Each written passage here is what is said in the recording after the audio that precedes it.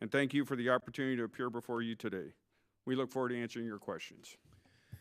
Thank you, Mr. Gertz. And again, I'm going to just have a couple questions, and then again, we'll, I'm sure, have lots more to follow. One item that's in the budget, which there's been actually about 3 years of back and forth, or 4 years of back and forth with the subcommittee, is the Virginia class program.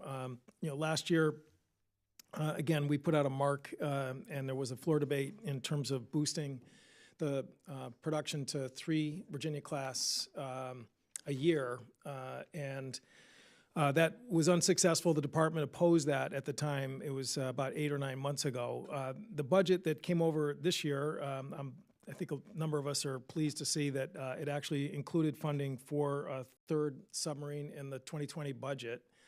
And I'm wondering if you could, again, just sort of explain the thinking behind the department's position, both in terms of a strategic aspect as well as industrial base. Yeah, certainly, sure. And I'll start out, and I'll ask Admiral Merge to perhaps jump in from a requirements and a warfighting concept. Virginia continues to be our most successful acquisition program. As you know, we started out with an 84-month span time on those ships. We've been able to bring that down to 66 months span time, as well as get to 2 ships a year. And so, that's provided us some opportunities. Our goal is still to continue to shrink that span time. We've been a little bit challenged getting below the 66-month span time, but we've been delivering those subs kind of on that 66-month cycle. So when we took a look at it, we identified opportunities to add that 3rd sub in. We are by far the shortest on submarines compared to any of our other battle force ones, and so we took a little more risk than we did last year by adding that into the plan. As you know, we funded that all in this first year, which means it'll deliver out a little bit differently than the ships in the block buy contract. But we're comfortable we can include that and feather it in with deliveries to try and, our goal is to do everything we can to not get caught up in the bathtub that's facing us. This is one of the components of that strategy. Yes, sir.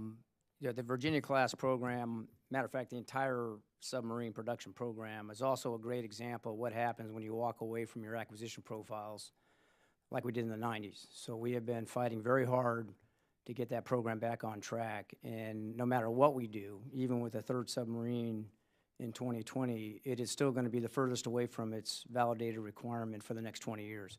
So we have been motivated to fit that in. I think the great work with Secretary Gertz, with you, with the shipyard, we gained the confidence to invest in it. We believe it's executable. We know it's going to execute over a longer period of time, but based on the requirement gap, it was the right thing to do.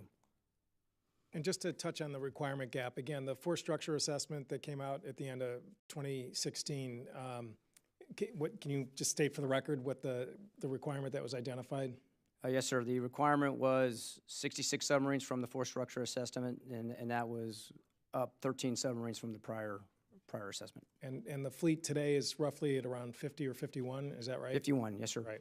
So just to sort of underline the point that you just made and Secretary Gertz made, is that that sort of delta is actually the widest of any of the Navy's platforms within its fleet. Is that correct? Yes, sir. The SSNs and the CVNs will take the longest to reach the requirement. Right. So one last question is, again, some of the reporting since the budget came out, and Mr. Gertz, you sort of touched on this, is that the funding is a little different than in the block contract model that has been, successful, certainly, going back to the mid-2000s. So the way this funding works is, again, we are going to fund the full cost in this budget. Is that correct? Yes, sir. Our request is for the full funding. Normally, if it was part of the block buy, it would have been included with the economic order quantity and with some advanced procurement. The challenge was we've already set up that economic order quantity for the 10-ship block buy. And so this one, by design, will have to be a little bit different in that we won't have the benefit of the economic order quantity, and we will fund it all together in one in one fiscal year. So, so the narrative that somehow that's going to, be not able to execute because people are looking at it in the lens of it's all going to happen, in 2020. I mean, the fact of the matter is that the ship is really a 2023 ship. Is that correct?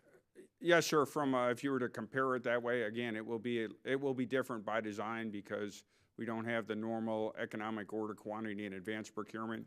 And because of that, we put it all in one fiscal year. It will execute. I mean, the challenge for us is finding the right spot in the production cycle. And our sense right now, it will look about as a 2023 ship. The other thing that's important, and last year when we talked about it, is keeping in mind Columbia coming along and making sure, as we looked at it, by loading it now gives us the most time to figure out how to use that efficiently as a risk reduction element for Columbia, i.e. we can get some of the additional workforce trained up, get some more of the supplier base, and get some of the supplier builds out of the way before Columbia gets here. So we're working to put all of those together. Our analysis last year wasn't mature enough to commit to that. This year we felt more comfortable recognizing both the state of the program and the urgency of the requirement.